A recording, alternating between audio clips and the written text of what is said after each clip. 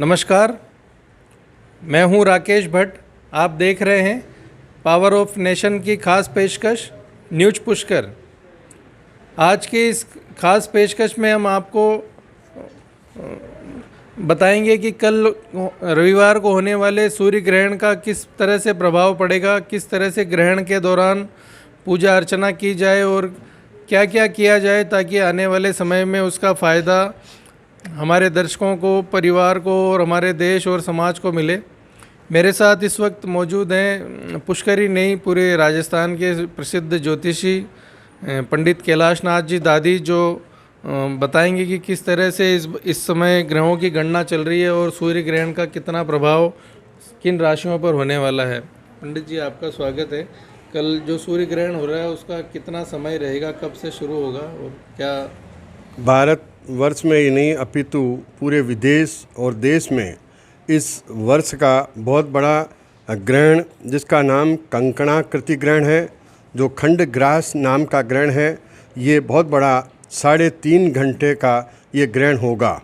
20 जून को, आज शनिवार को रात्रि 10 बजे से इस ग्रहण का सूतक लगेगा।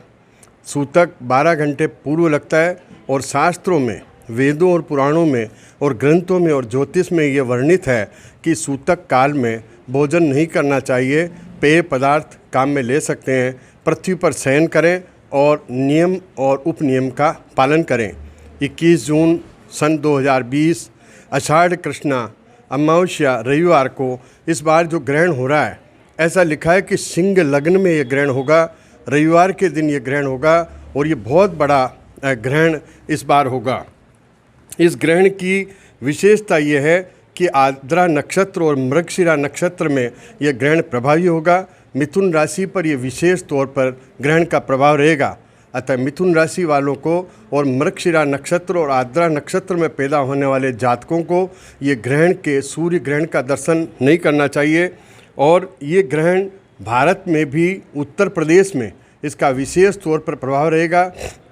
वहाँ पर ये पूर्ण इसका दृश्य देखने को मिलेगा। पोखरी, उकीमंड, अगस्त मुनि, देहरादून, जगधारी, झेलम, टेहरी, यमुनानगर, कुरुक्षेत्र, थानेश्वर, नंदा देवी, विजयनगर, सूरतगढ़, मेहरवाल, चमोली, जोशीमठ, पीपलकोटी, रुद्रनाथ, गोपेश्वर आदि में ये पूर्ण सूर्य ग्रहण के दर्शन होंगे। और विदेशों में भी इस ग्रहण का बहुत प्रभाव रहेगा, जहां दक्षिण रूस में, मंगोलिया में, Bangladesh, Sri Lanka, Thailand, Malaysia, Korea, Japan, Indonesia, पूर्वी Australia, Africa, Iran, Iraq, Afghanistan, Nepal और पाकिस्तान आदि में भी खंडग्रास सूर्य ग्रहण के दर्शन होंगे। सुबह 21 जून को 10:09 से ये ग्रहण प्रभावी होगा और 1:36 तक ये 3.5 घंटे का ग्रहण होगा। इस ग्रहण के अंदर ज्योतिष शास्त्र और वेद और शास्त्री बताते हैं कि इस समय में गायत्री मंत्र का जाप करना चाहिए, सूर्य मंत्र का जाप करना चाहिए और अनेकों जो धार्मिक पुस्तकें हैं उनका पठन अपन करें तो उससे कोटि गुना फल लिखा हुआ है। ग्रहण के समय में किसी को भी खाने और पीने की शास्त्र ने वर्जित लिखा है, ऐसा कार्य न करें जिससे ईश्वर की अप्रसन्नता अपने को परेशानी में डाल दे। पूरे देश और विदेश में तीर्थों में, नदियों में जाकर के स्नान करना चाहिए।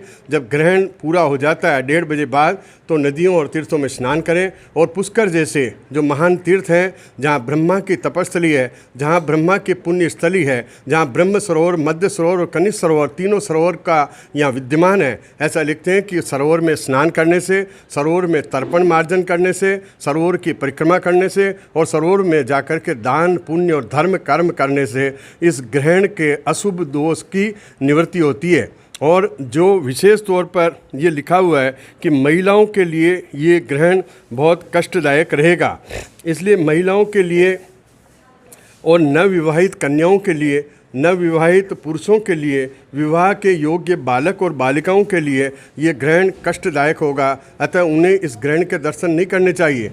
उद्योगपतियों के लिए, अर्थव्यवस्था के लिए परेशानी होगी, उनको उद्योग में कार्य करने के लिए बहुत कष्टदायक योग बनेगा।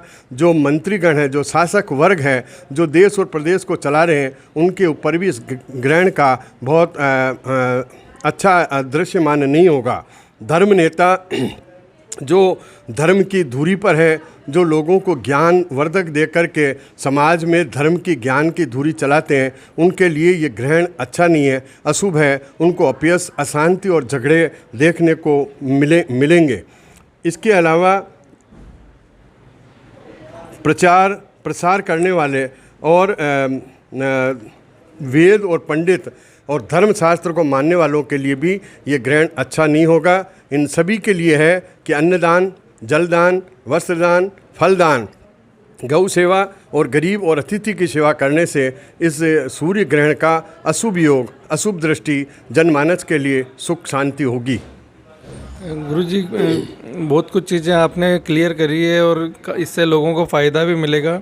एक सवाल मेरा ये था कि पिछले कुछ समय से देश में काफ़ी सारे दुश्मन हैवी हो रहे हैं, जैसे पाकिस्तान और चाइना बार बार देश को चुनौती दे रहे हैं, सीमाओं पे तनाव बढ़ता जा रहा है और दूसरी तरफ कोरोना महामारी भी लगातार बढ़ती जा रही है। तो क्या इस ग्रहण के पश्चात ये माना जाए कि कुछ आसान होगा, या किस तरह से आप ज्योतिषी आकलन करते हैं आने वाला समय कैसा होगा? सूर्य ग्रहण जो पहले नवंबर में आया था पिछले वर्ष में, उससे कोरोना का संक्रमण और वायरस रोग पूरे देश और विदेश में फैला था। इस बार जो ये ग्रहण आ रहा है, उस समय 6 ग्रह एक साथ थे और इस बार 3 ग्रह एक साथ हैं, ऐसा शास्त्रों में लिखा है। और ज्योतिष के जो जानकार हैं, ज्ञाता हैं, हमने सबने अभी एक मंच पर साझा किया था, उससे ये पता लगता है कि अगस्त 2020 से इस कोरोना से काफ़ी लोगों को राहत मिलेगी, ये रोग कम होगा और इसकी दवा बनेगी। और देश विदेश में इसका जो खौफ है, परेशानी है, लोगों में जो भय और आतंक है, मैं समझता हूँ ईश्वर की कृपा से ये कोरोना समाप्त तो नहीं होगा, लेकिन काफ़ी राहत के कगार पर ये आ जाएगा। और चीन के साथ जो भारत का और पाकिस्तान के साथ जो भारत का जो युद्ध की आशंकाएं बनी हुई है, रोज़ाना ये घटनाएं हो रही है, ये घटनाएं अभी चलेगी, इसमें अभी विराम नहीं लगेगा, लेकिन भारत विजयश्री प्राप्त करेगा, क्योंकि भारत की राशि में अशुभ योग नहीं है, शुभ योग है और भारत जीतेगा, कोरोना हारेगा और देश और विदेश में सुख और समृद्धि होगी। ऐसी शुभकामनाएं हम ईश्वर से करते हैं। तो आप थे पंडित कैलाशनाथ जी दादी, जो बता रहे थे कि आने वाला समय भारत और देश के लिए शुभ है, देशवासियों के लिए शुभ है और कुछ समय बाद, अगस्त के बाद, ना सिर्फ कोरोना महामारी से राहत मिलेगी, बल्कि पाकिस्तान और चीन के बॉर्डर पे जो तनाव की स्थिति बनी हुई है, उससे भी कुछ न कुछ राहत जरूर मिलेगी। राकेश भट्ट, न्यूज पुष्कर।